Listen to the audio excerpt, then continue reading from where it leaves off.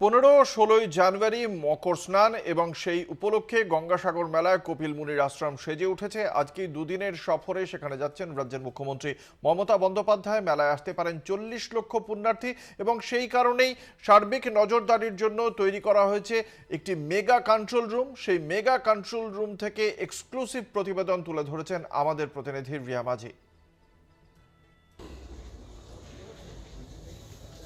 গঙ্গাসাগরে mega control room, যেখানে কলকাতার Outram ঘাট থেকে শুরু করে গঙ্গাসাগরের যে মুড়িঘাট রয়েছে বিভিন্ন জায়গার ছবি আসবে এই কন্ট্রোল রুমে। এবং এই কন্ট্রোল রুমের জন্যই একটি বিশেষ টিম তৈরি করা হয়েছে, যেটা কিনা ডিএমের নেতৃত্বে সেই টিম, এবং সেই টিমই 24x7 এই জায়গার নজর রাখবে। এবং এখানে বিভিন্ন যে ক্যামেরা রয়েছে, অর্থাৎ গঙ্গাসাগর থেকে আরম্ভ করে কলকাতার বিভিন্ন জায়গায় যত সিসিটিভি রয়েছে সমস্ত জায়গার সিসিটিভির যে ফুটেজ সেটা কিন্তু একদম লাইভ দেখাবে এই মেগা কন্ট্রোল রুমে।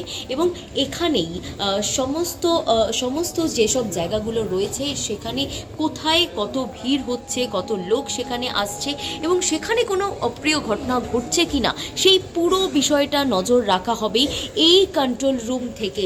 এবং ইতিমধ্যেই ডিজি তিনি এসেছিলেন এবং এই মেগা কন্ট্রোল রুম সহ গঙ্গাসাগরের অন্যান্য যে এলাকাগুলো রয়েছে সেগুলোও তিনি খতিয়ে দেখলেন। এবং যেটা জানা যাচ্ছে যে এই গঙ্গাসাগরে যেহেতু এবছরে যেটা অনুমান করা হচ্ছে যে প্রচুর ভিড় হতে পারে, অন্যান্য বছরের ন্যায় এবছরে একটু যেহেতু বেশি ভিড় হতে পারে, সেই কারণের জন্যই কিন্তু এই ব্যবস্থা এবং একদম উন্নত মানের এই ব্যবস্থা। কারণ এই কন্ট্রোল রুম এখানে কাজ করবে, বহু মানুষ এখানে কাজ করবেন এবং 24x7 এই কন্ট্রোল রুম থেকেই কলকাতা থেকে গঙ্গাসাগর কোথায় কি হচ্ছে কি না হচ্ছে সমস্তটা খতিয়ে দেখা হবে এই কন্ট্রোল রুম থেকেই। 1 মিনিট।